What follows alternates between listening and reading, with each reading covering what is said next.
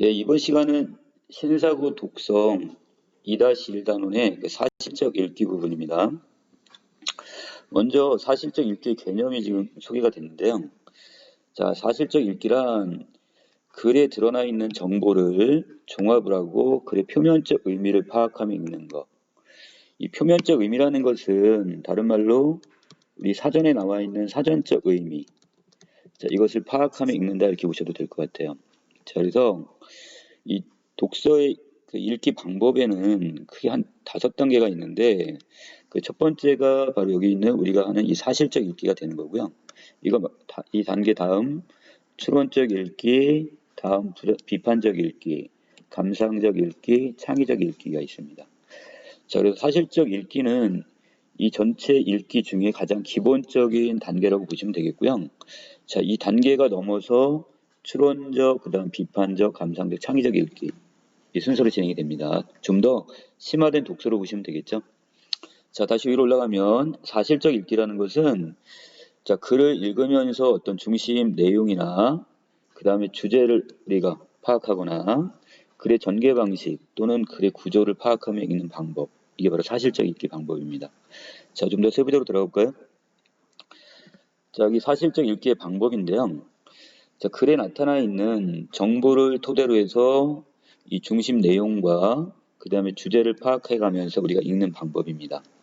자, 이때 자, 중심 내용은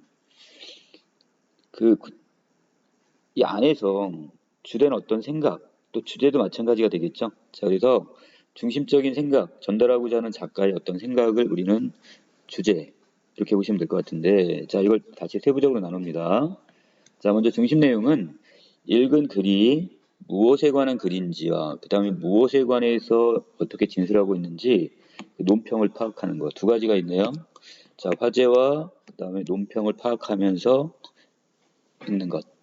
자, 이때 글에 드러나 있는 정보들 간의 그 중요도를 평가해서 찾은 그 핵심어, 그 다음에 중심 문장이 이 중심 내용을 구성하는 뼈대가 되겠죠. 자, 두 번째입니다. 자, 주제는 글에 드러난 중심 내용을 바탕으로 구성이 되는데 글에 따라서 그 주제와 중심 내용이 같은 경우도 있지만 그렇지 않은 경우도 있대요. 자, 이렇게 다른 경우는 그것이 같지 않은 경우는 독자는 중심 내용을 재구성을 해서 어떻게 궁극적으로 전달하고자 하는 주된 생각이 뭔지, 다른 말로 이걸 통해서 우리가 뭐를 파악해야 된다? 바로 전달하고자 하는 주된 생각이나 의도, 바로 이 주제를 파악을 해야 되겠죠. 주제. 자, 그 다음에 두 번째입니다. 구체적인 예를 줬네요. 자, 문화의 상대성이라는 걸 줬는데요. 자, 결국 문화 상대주의가 뭐예요? 결국 우리나라 문화만이 우월한 것이 아니라 다른 나라의 문화도 우리가 어느 정도 배려를 하고, 자, 그것도 상호 인정을 하는 것. 이걸 문화의 상대성이라고 보시면 될 것 같은데, 자, 여기 필자는 처음에 문화의 상대성을 인정하지 않는 태도가 문제가 있다고 지금 지적을 했어요. 자, 2번을 먼저 보고 갑니다. 따라서 다른 문화를 바라볼 때 어떠한 태도가 필요하다? 예, 포용적이면서 상호 존중의 태도가 필요하다는 얘기를 합니다. 자, 이 문장이 전체 문단의 중심 내용이 될 것 같은데요. 자, 그 안에 구체적인 예를 들었네요. 자, 예를 들어서 자기 문화의 관점에서 다른 문화를 부정적으로 평가하는 것을 자문화 중심주의라고 하고, 자, 이것은 민족이나 인종 간의 갈등을 유발하고, 자, 국가 간의 협력을 방해할 수가 있습니다. 자, 또 한 가지, 다른 어떤 문화를 우수하다고 믿고 자신의 문화를 외려 낮게 평가하는 것을 우리는 뭐라 한다? 예, 문화 사대주의라고 하는데, 자, 이것도 너무 지나치게 되면 우리 문화에 대한 주체성을 잃게 되겠죠. 우리 문화의 또 주권이 그만큼 침해되기 쉽습니다. 자, 세계화가 될수록 이러한 태도들은 경계가 될 대상이라고 얘기하면서, 자, 이 문화라는 것은 개인이나 또 인간 집단이 자연을 변화시켜 그다음 물질적, 정신적 과정의 산물로서 각 사회마다 상대적인 가치를 지니고 있어요. 자, 그렇기 때문에 바로 필자가 얘기하고자 하는 중심 생각, 다른 문화를 바라볼 때는 바로 포용적이면서 상호 존중적 태도가 필요하다 이렇게 얘기합니다. 자, 이 내용을 분석해놨네요. 자, 윗글은 문화를 바라보는 태도를 다룬 글인데 각 문단의 문장의 어떤 중요도를 평가를 해서, 자, 이걸 우리는 뭐란다? 이게 중요도 평정이라고 하는데, 자, 이 중에 중심 문장이 어떤 것이고, 그 다음에 뒷받침 문장이 어떤 것인지, 이 구분을 해야 되겠죠? 자, 여기서 우리가 조금 전에 그 바라본 것처럼 어떤 내용들이, 자, 초록색으로 묶인 바로 1, 2가 바로 중심 문장이 되겠고요. 자, 나머지 문장들은 이것을 뒷받치는 문장, 이렇게 보시면 될 것 같습니다. 자, 그래서 두 문장의 문단의 그 중심 문장들을 종합하고 재구성하면 이 중심 내용은 결국 뭐가 필요하다?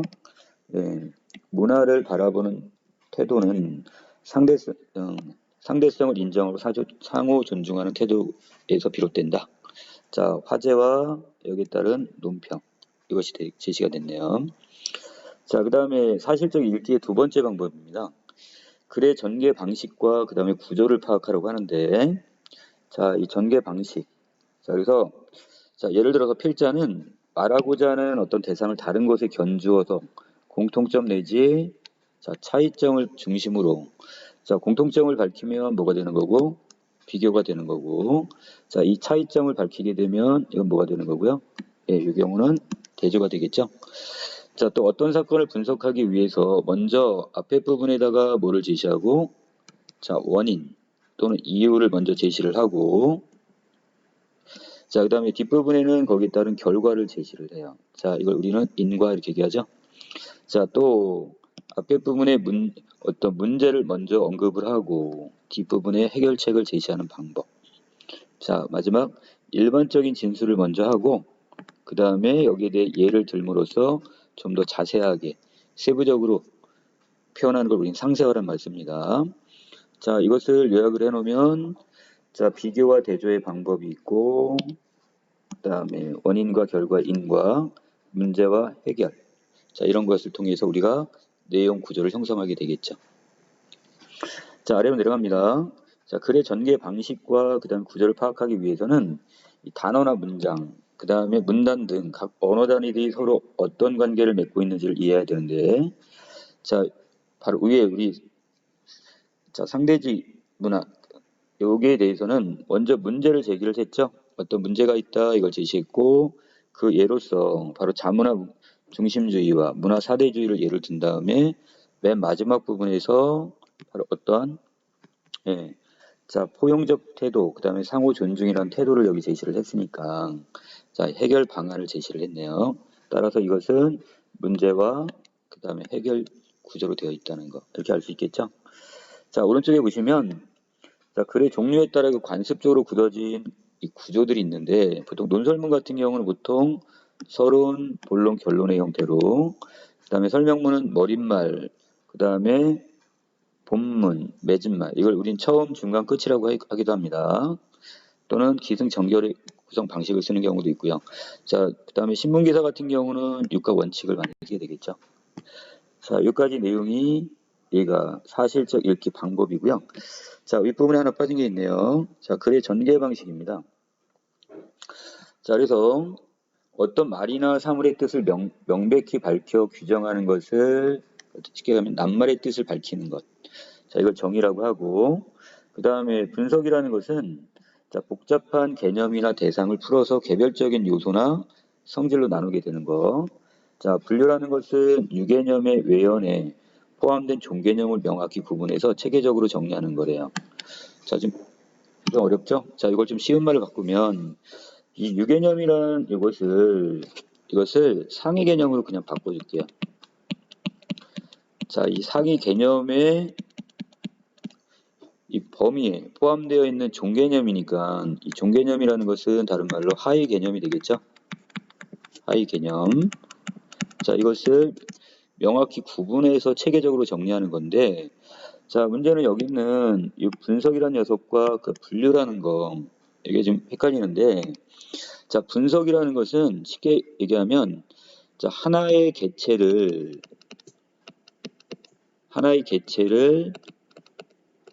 나누는 겁니다. 세부적으로. 자, 예를 들어 가지고 우리가 그 시계 같은 거 자, 시계를 우리가 시침, 분침, 초침으로 나눴다면 하나의 개체가 되겠죠. 이런 경우는 분석이 되는 거고 자, 예를 들어 가지고 여러 대상을 자, 일정한 기준으로 나누게 되면, 자, 이것은 우리가 뭐가 된다? 이게 바로 분류가 되는 거죠. 자, 예를 들어 가지고 지금 학생 이렇게 나와 있으면, 자, 학생을 우리가 자, 남학생, 그 다음에 여학생 이렇게 분류를 했다면 이런 분류에 해당이 되겠죠. 자, 그 다음에 예시는 아실 거예요. 자, 구체적인 예를 들어 보이는 것, 제시하는 것, 예시. 자, 그 다음 유추의 개념이 있네요.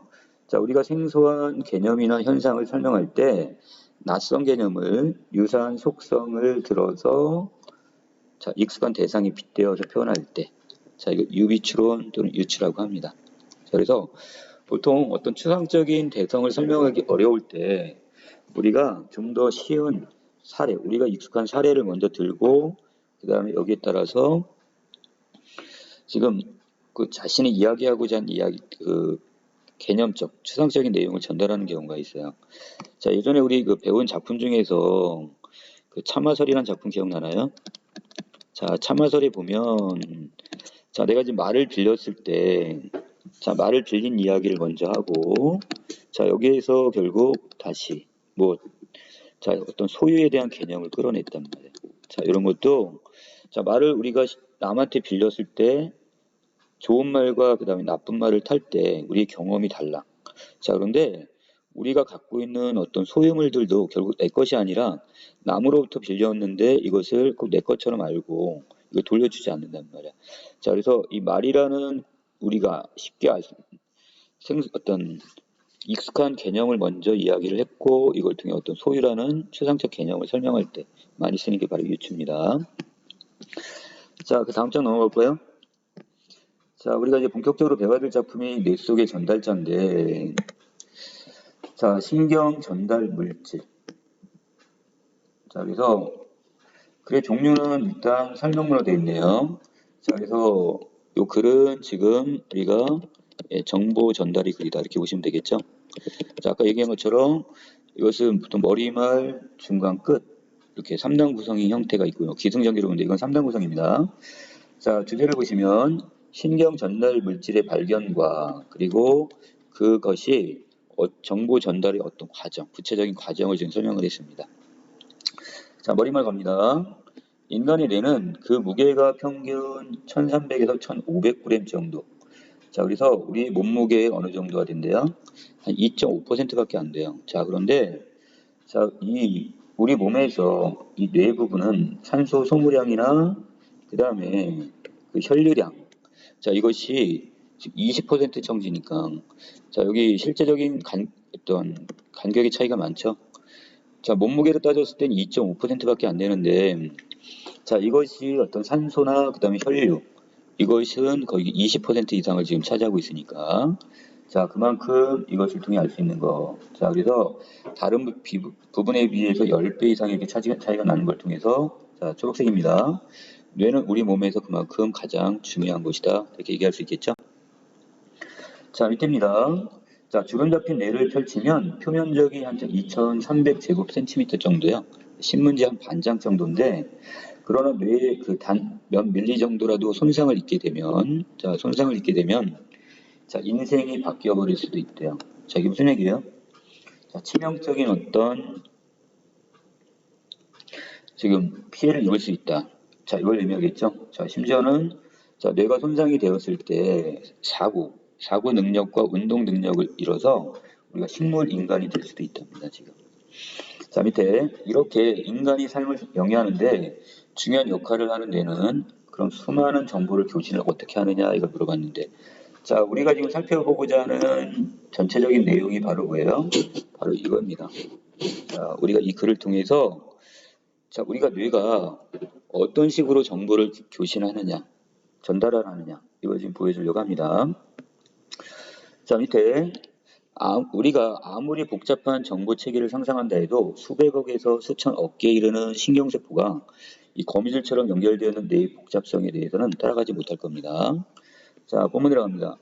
한 개의 신경세포 안에는 수천 내지 수만 개의 신경세포와 정보를 주고받고 있는데 이러한 정보 교신을 담당하고 있는 주역이 바로 뭐다? 예, 바로 신경 전달 물질. 자, 이게 전체의 핵심이기도 합니다.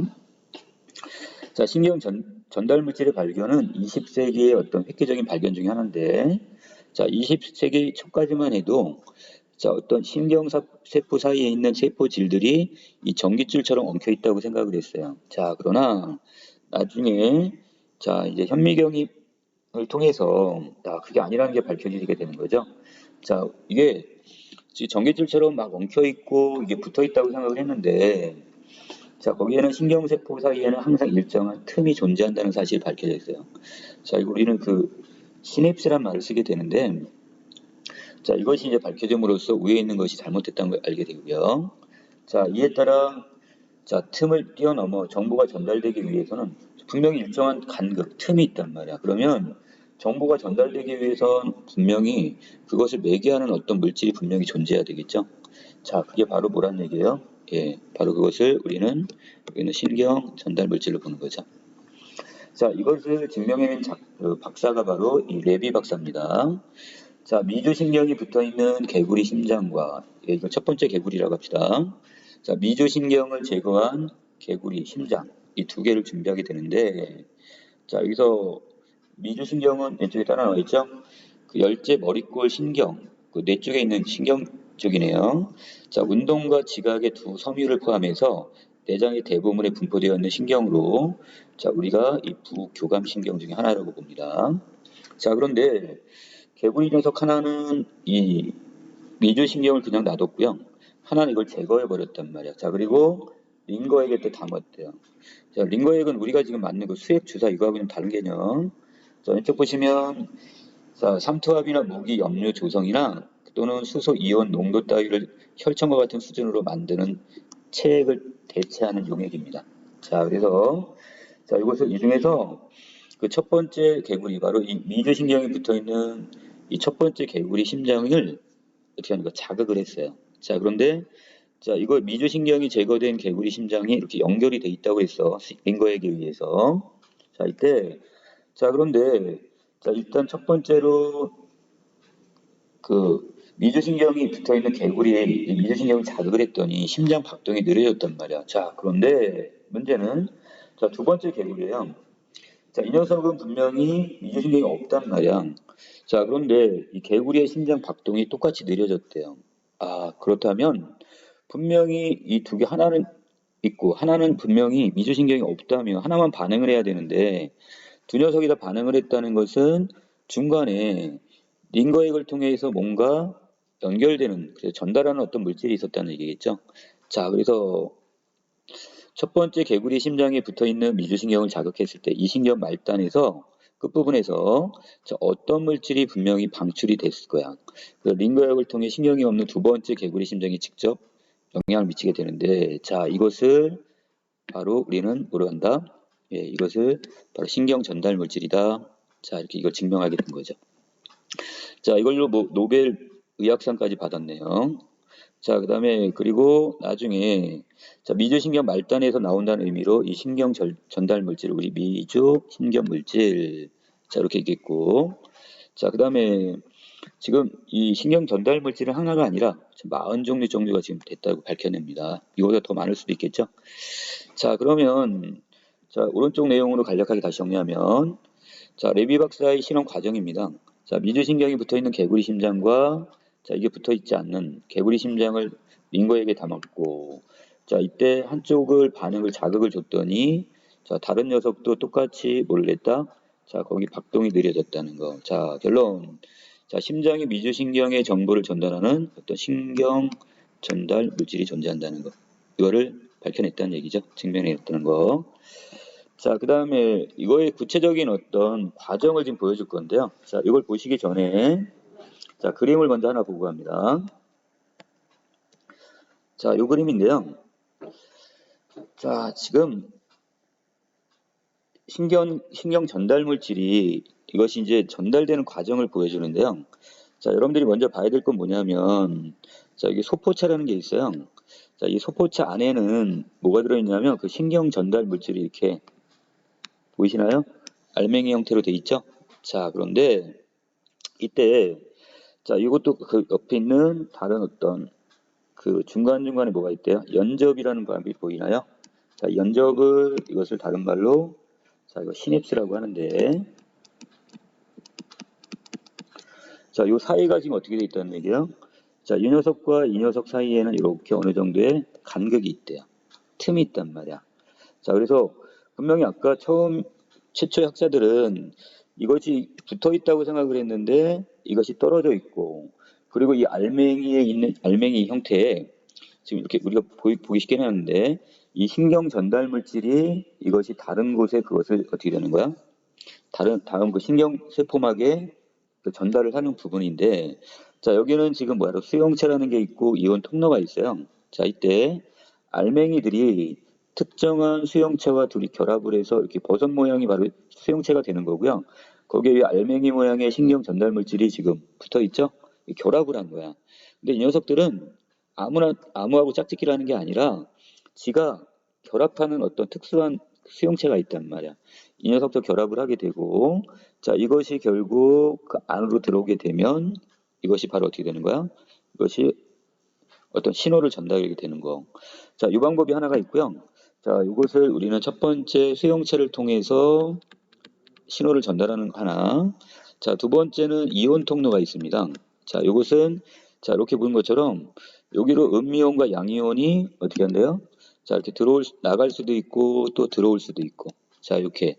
자, 이 문이 열렸다 닫혔다 하는데 이거를 통해서도 신호가 전달이 되는 이 두 가지 방법입니다. 자, 이걸 이제 위에 글로 좀 풀어놨는데요. 자, 가볼까요? 자, 신경 전달 물질은 보통 때는 신경, 섬유 말단부의 조그만 주머니 바로 어디에? 자, 소포체에 저장되어 있습니다. 이때 신경 정보가 전기적 신호로 신경 섬유막을 통해 말단부로 전파가 되면 자, 이 주머니가 어떻게 돼요? 터집니다. 그리고 신경 전달 물질이 바로 연접, 아까 이거 시냅스라고 했죠? 이 틈으로 들어가 이제 방출이 된단 말이야. 이 방출된 신경 전달 물질은 2만 분의 1m 정도의 짧은 간격을 흘러 다음 신경 세포막에도 다다르게 되고, 자, 그럼 이 녀석이 누굴 만난다고 그래서 자, 여기서 이걸 받아들이는 특수한 구조가 있는데 그걸 우리는 수용체다. 받아들인다는 뜻이잖아요. 자, 이 수용체는 단백질로 구성이 되어 있는데, 자, 이거를 비유했네요. 자, 이 부분 잘 기억해 놓으세요. 자, 비유적 표현인데, 자, 신경 전달 물질을 우리는 뭐라고 하고, 자, 열쇠로 표현했고, 자, 이를 받아들이는 수용체를 우리는 열쇠 구멍이라고 표현했습니다. 자, 그러면 자, 신경 전달 물질이라는 열쇠를 이 수용체의 열쇠 구멍에 이렇게 맞게 결합을 하는데 열쇠가 다 맞는 건 아니겠죠? 어떤 열쇠는 안 맞을 수 있단 말이에요. 그래서 수용체가 이 신경 전달 물질을 받아들일 때 바로 어떤 자기에게 맞는 녀석만 이걸 받아들인단 말이야. 자, 그래서 각각의 그 밑에 보라색 부분. 자, 각각의 신경 전달 물질들은 각자 특유의 수용체 분자하고 결합을 해서 특정 정보를 전달하게 됩니다. 자, 이걸 정리해놨네요. 자, 신경 정보를 가지고 있는 신경 전달 물질이라고 하는 화학 분자와 그 정보를 받아들이는 수용체, 이런 특수 단백질 분자가 상호 어떻게 해서 결합을 하게 되는 거죠. 자, 이걸 통해서 고도의 정신 기능에서부터 해서 바로 행동, 감정, 자, 이런 것까지 다 결정을 하게 되는 거죠. 자, 조금 더 내려갑니다. 자, 신경 전달 물질이 신경 세포막에 있는 수용체 단백질과 결합을 하게 되면 연접 틈에서 신경 세포로 이온이 들어오는 길, 바로 이온 통로가 열리게 되는데, 자, 이 이온은 원자나 분자가 전기를 띠고 있어요. 전기성을 띠고 있대요. 그래서 양전하고 음전하가 띠게 되는데, 자, 이것을 각각 나누면 자, 양이온하고 그다음에 음이온 이렇게 구분하게 되고요. 자, 아까 우리가 이온 통로가 열리는 방법이 두 가지가 있다고 그랬었죠? 자, 첫 번째 방법은 자, 수용체 분자 자신이 이온 통로가 되는 거야. 그래서 아까 신경 전달 물질이 누구랑 결합을 하는 거야? 자, 이것이 바로 이 수용체와 직접 결합을 하게 돼. 전달 물질. 자, 이 녀석이 이하고 직접 결합을 해서 이온 통로가 그냥 싹 열리는 방법이 있고요. 자, 두 번째는 수용체 옆에 있는 이온 통로가 활성화되는 거야. 자, 이 녀석은 이쪽으로도 당연하게 여러 가지 전달 물질이나 이게 들어갈 수는 있겠죠. 이온 같은 경우가. 근데 문제는 이것은 따로따로 그 옆에 따로따로 어떤 통로라고 보시면 될 것 같아요. 자, 이렇게 해서 이온 통로가 열리게 되면 자, 나트륨이나 이온이나 칼슘 이온 같은 경우는 우리가 양이온이고요. 자, 그 다음에 염소 이온이나 이런 것들은 음이온에 들어간단 말이야. 그럼 이온 녀석들이 그 이온 통로로 들어가게 되겠죠. 자, 밑으로 내려가시면, 자, 이때 평상시에는 이때 신경세포는 음전하를 띠고 있대요. 자, 음이온에 의한 음전하. 자, 만일 이때 양이온이 들어오게 되면 어떻게 되냐, 그럼. 자, 이때 신경세포는 양전하를 띠게 되어 흥분하게 되겠고요. 자, 흥분이 되고, 반대로 이 부분에 음이온, 원래 음이온만 있게 없었잖아. 자, 이곳에 다시 또 음이온이 들어오면, 세포 내로 들어오면 이때 세포 내 음전하가 더 커지게 되어서 신경세포의 흥분이 억제가 됩니다. 아, 일단 억제가 되네요. 자, 그래서 신경세포를 흥분시키는 신경전달 물질로는 이 글루탐산이나 그 다음에 자, 신경세포의 흥분을 억제하는 신경전달 물질로 바로 이 감마 아미노티르산 이런 것이 대표되고 있고요. 자, 이런 것이 어떻게 한다? 이 8개 열고 닫는 역할을 해주네요. 자, 여기까지 내용 이해되셨나요? 자, 왼쪽 부분에 따로 정리가 되어 있고요. 자, 아래로 바로 내려갑니다. 자, 그러나 신경 전달 물질만 가지고는 온전한 8개를 할 수가 없으니까 신경 전달 물질이 적절히 방출이 되고 하더라도 이와 결합하는 수용체가 적절한 기능을 하지 못하면 자, 결국 신경 정보는 효율적으로 전달되지 못해요. 자, 수용체가 그만큼 중요하네요. 자, 신경 전달 물질과 수용체가 합쳐져야 온전한 열고 닫는 바로 이 문의 역할을 하게 되는 거죠. 자, 아래로 내려갑니다. 자, 그럼 아까 신경 전달 물질의 종류 되게 많다고 그랬죠? 자, 그리고 각각도 결합하는 수용체도 다르다고 했어. 자, 또한 이때 방출될 때, 자, 이 방출되는 신경 전달 물질의 양이 줄어들어 버렸어. 자, 그렇게 되면 어떻게 된다고요? 자, 수용체의 수는 증가해 버려. 왜? 이 신경 전달 물질과 결합할 수 있는 수용체가 적어지니까 결국 남아도니까 증가하겠죠? 자, 반대입니다. 방출되는 신경 전달 물질이 양이 많아져 버리면 이때 수용체가 많이 필요하겠죠. 결합되는. 그러면 전체 결합되고 난 나머지 수용체의 수는 줄어들게 되겠죠. 자, 쉽게 말하자면 8개의 자동 수리 기능까지 갖춰졌어. 자, 그래서 이걸 통해서 우리가 뭐를 유지한다? 예, 바로 우리 몸의 항상성, 일정한 어떤 상태를 유지하는 이 항상성을 유지하게 되는 거죠. 자, 만약에 이것이 깨져버리면 우리가 어떤 면역력이나 이렇게 깨지면 이 항상성이 깨지게 되는 거죠. 바로 이 여러 가지 신경정신질환. 왜? 뇌 쪽에서 지금 일어나는 거기 때문에 바로 이런 신경정신질환이 발생할 수 있겠네요. 자, 마지막입니다. 예전말. 자, 어떻게 보면 신경전달물질은 인간 활동의 최고 주체자이자 또 인류 문화 창조의 근원이라고 했어요. 자, 이게 없으면 결국 우리가 어떤 신호를 전달할 수가 없으니까.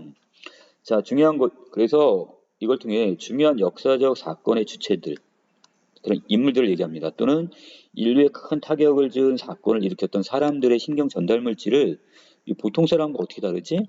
자, 이걸 지금 비교해 보려고 그래요. 자, 그 함으로써 뭔가 다른 어떤 특이한 신경 전달 물질이 있지 않나? 이걸 지금 찾아내려고 하는 거죠. 자, 고도의 정신 기능 또는 감정, 운동, 감각 기능을 위해서 얼마나 많은 신경 전달 물질이 필요한지도 아직 완전히 알지는 못하답니다. 바로 우리가 앞으로 이것이 우리가 알아내고 끊임없이 이걸 발견함으로써 자, 이런 어떤 우리의 인간 정신 세계의 본질을 규명할 수 있게 되겠죠. 자, 여기까지 내용입니다. 자, 아까 우리가 양이온하고 음이온이 들어갔을 때에 따라서 처음에는 지금 신경세포가 지금 음전화의 상태이기 때문에 자, 양이온이 들어갔을 때는 외려 흥분이 되고 음이온이 들어가게 되면 외려 억제가 된다고 얘기했어요. 자, 아랫부분에 지금 신경세포 해가지고 자, 각각의 핵심화 정보입니다. 자, 신경세포, 신경전달물질, 수용체, 이온 통로. 자, 여러분 다시 한번 정리해 놓으시고요. 자, 이번에 자, 아까 우리 문장의 중요도를 이걸 평정에 따라서 평가를 한다고 그랬죠? 자, 오른쪽에 보시면 이 중에 가장 높은 거는 뭐가 되는 거고, 바로 이 두 번째 부분이 가장 여기가 지금 중심 문장이 되나 봐요. 자, 나머지 지금 3번이 그러면 당연히 이걸 내용을 요약할 때는 그 다음에 3번 있죠? 자, 요거 보고 1번 같은 거 버려도 크게 문제가 안 될 것 같아요. 자, 그래서 요걸 가지고 지금 다시 요약을 할 때는 중요도가 높은 거 우선순위로 해가지고 요약을 하면 되겠네요.